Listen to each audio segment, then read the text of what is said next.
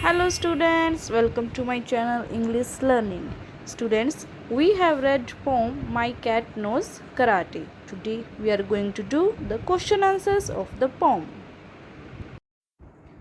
First of all, let's see the true false. Okay.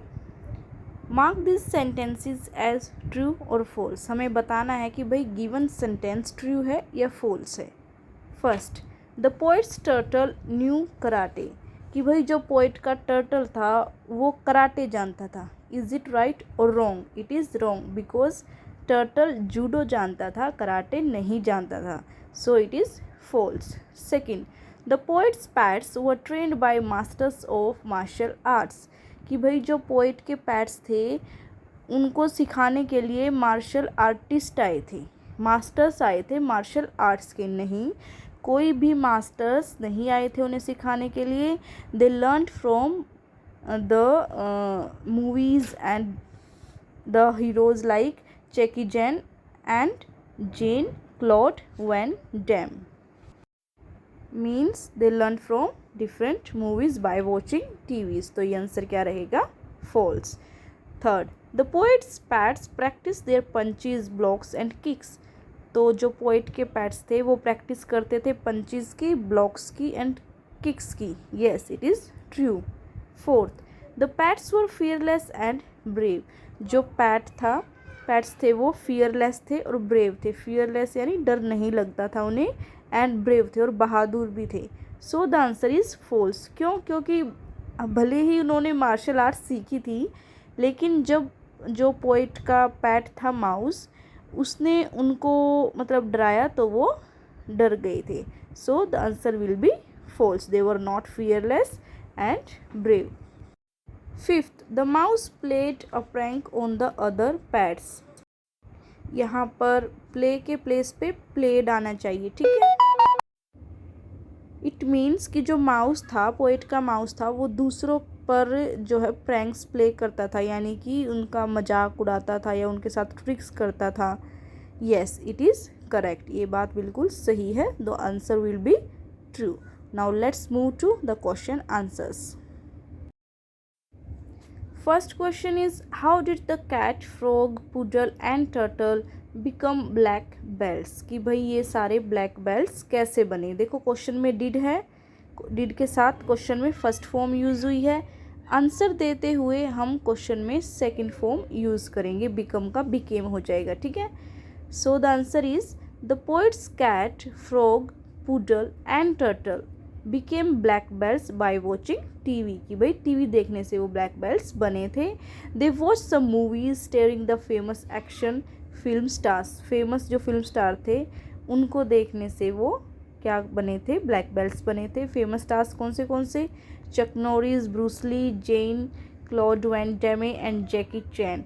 They also practise their punches, blocks and kicks till they master the martial arts tricks. जब तक उनको martial art की सारी tricks नहीं आ गई तब तक वो क्या प्रैक्टिस करी थी उन्होंने? पंचेस, ब्लॉक्स एंड किक्स की सारे पैट्स ने प्रैक्टिस करी थी. Let's move to the next question. Second question is were the animals good at guarding the poet's house. क्या पोएट के हाउस को गार्ड करने में, सुरक्षा करने में जो एनिमल्स थे वो गुड थे, अच्छे थे? क्या वो अच्छे से गार्डिंग कर पाते थे? वाई और वाई नॉट? क्यों? अगर आपको लगता है हाँ, अगर आपको लगता है नहीं तो क्यों नहीं, हमें रीज़न साथ में बताना है. So the answer is no, the animals were not good at guarding the poet's house. Poet के हाउस को गार्डिंग करने में एनिमल्स बिल्कुल भी अच्छे नहीं थे. Because they were easily scared by the poet's mouse. क्योंकि पोएट के माउस से ही, एक छोटे से माउस से वो डर गए थे. Question third, what does the poet mean by the expression crack up. जो पोएट ने ये जो वर्ड यूज़ किया है क्रैक अप, इसका मतलब क्या है? Answer, by the expression crack up, the poet means someone who plays a joke and pranks other. कि भाई इस एक्सप्रेशन से पोएट का मतलब है someone, कोई, who plays joke, दूसरों का मजाक उड़ाता है, and pranks other, और दूसरों पर मतलब अपनी चालाकी दिखाता है, ट्रिक्स प्ले करता है. तो उसको हम क्रैक अप कह रहे हैं यहाँ पर. In the poem, the poet tells us that the mouse played a prank on the other pets by driving a tank. कि भाई एक जो माउस था, पोएट का माउस था, उसने दूसरे पैट्स पर प्रैंक प्ले किया था। प्रैंक होता है कोई शरारत करना, कोई ट्रिक्स प्ले करना, ठीक है। तो कैसे? बाय ड्राइविंग अ टैंक, एक टैंक चलाकर, जिससे दूसरे पैट्स क्या हो गए थे? डर गए थे। सो यहाँ तक अगर आपको कोई डाउट है you can ask me in the comment box. Now let's see the long question. चलिए लॉन्ग क्वेश्चन देखते हैं। Do you think the poem is humorous? क्या आपको लगता है कि पोम है जो मजाक वाली है, मजाकिया है? Give reasons for your answer, अपने आंसर के लिए रीज़न दीजिए। Yes I think the poem is humorous. आप किस तरीके से लिख सकते हैं कि भाई हाँ मुझे लगता है कि पोम ह्यूमरस है।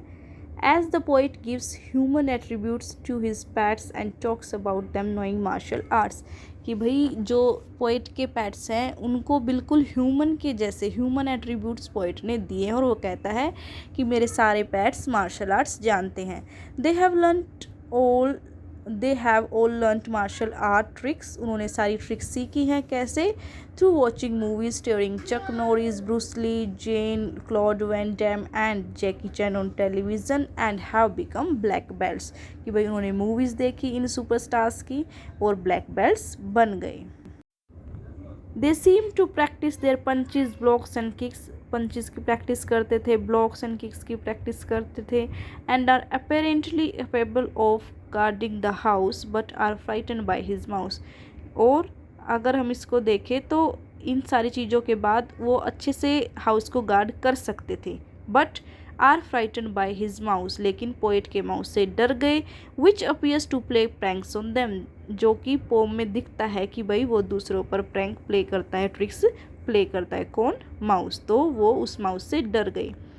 दो the animals have become black belts, भाई देखो जैसा कि क्या है, वो मार्शल आर्ट्स सीख ली सारे पेट्स ने, ब्लैक बेल्ट्स भी बन गए, but they are afraid of a mouse, वो एक माउस से डरते थे।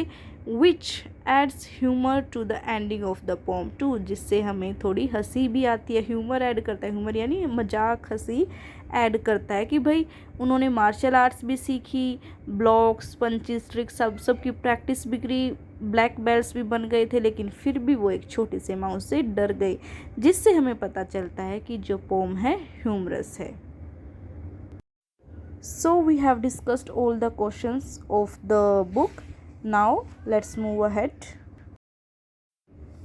So students चलिए डिस्कस करते हैं that which figure of speech is used in the poem. इस poem में कौन सी figure of speech यूज़ हुई है? फिगर ऑफ स्पीच मीन्स कि भाई कौन सा पोइटिक डिवाइस इसमें यूज हुआ है। पोइटिक डिवाइस यानी वो डिवाइस जो हमारे पोम को सुंदर बनाता है, वो क्या चीज़ है, कौन सा वो तरीका है। In this poem the poet used alliteration, poet ने एलिट्रेशन यूज़ किया है। Now what is alliteration? Alliteration is a poetic device in which words starting with the same consonant sound are used close together, यानी कि अगर हम एक line में बार बार एक कॉन्सोनेंट की साउंड ले रहे हैं, देखो वोवल्स 5 होते हैं हमारे इंग्लिश के जो लेटर्स होते हैं, ए, ई, आई, ओ, यू, ये सारे वोवल्स होते हैं। कॉन्सोनेंट जो रिमेनिंग लेटर्स हैं वो हमारे कॉन्सोनेंट होते हैं। अगर हमारी किसी भी कॉन्सोनेंट की साउंड बार बार रिपीट होती है तो उसे हम कहते हैं एलिट्रेशन, यानी कि बार बार कॉन्सोनेंट की साउंड रिपीट होती है। Repetition of consonant sound in a line is known as alliteration, ठीक है। एग्जाम्पल दिया है इन्होंने, बिकेम ब्लैक बेल्ट्स, तो यहाँ पे जो बी है कॉन्सोनेंट है, ये इसकी साउंड 3 टाइम्स यूज़ हुई है, तो ये क्या है, एलिट्रेशन का यहाँ पर यूज़ हुआ है। So we have 2 questions here. Find 2 more examples of alliteration from the poem. Poem में से we have to write 2 more examples of alliteration. So let's see. So poem में जो एलिट्रेशन दिए हुए हैं, फर्स्ट है लाइक्ड लर्निंग लेसन, यहाँ पे एल कॉन्सोनेंट की साउंड बार बार रिपीट हुई है, तो ये एक एलिट्रेशन है। Second example is my mouse, M की साउंड यहाँ रिपीट हुई है, so it is also an alliteration. Now move to question E. Find 3 pairs of rhyming words from the poem. Rhyming words क्या होते हैं, जिनकी साउंड सेम होती है, ऐसे 2 वर्ड्स पेयर बताना है हमें, और पेयर कितने बताने हैं, 3 पेयर्स बताने हैं। तो 3 पेयर्स ऑफ राइमिंग वर्ड्स हमें पोम में से बताने हैं। So let's see the answer. So 3 pairs of rhyming words are kicks, tricks. Kicks और ट्रिक्स की राइमिंग वर्ड हैं ये, साउंड सेम है। हाउस, माउस, इन दोनों की साउंड सेम है, तो ये राइमिंग वर्ड्स हैं। प्रैंक, टैंक, ये भी सेम साउंड करते हैं, तो ये भी एक राइमिंग वर्ड्स का पेयर है। So we have discussed the figure of speech in the poem. So students, if you have any doubt in any of the questions from the poem or any of the parts from the poem, you can ask me in the comment box. Thank you. So students, अगर आपको video पसंद I please video को like करें, share करें और मेरे channel को subscribe करें. Thank you.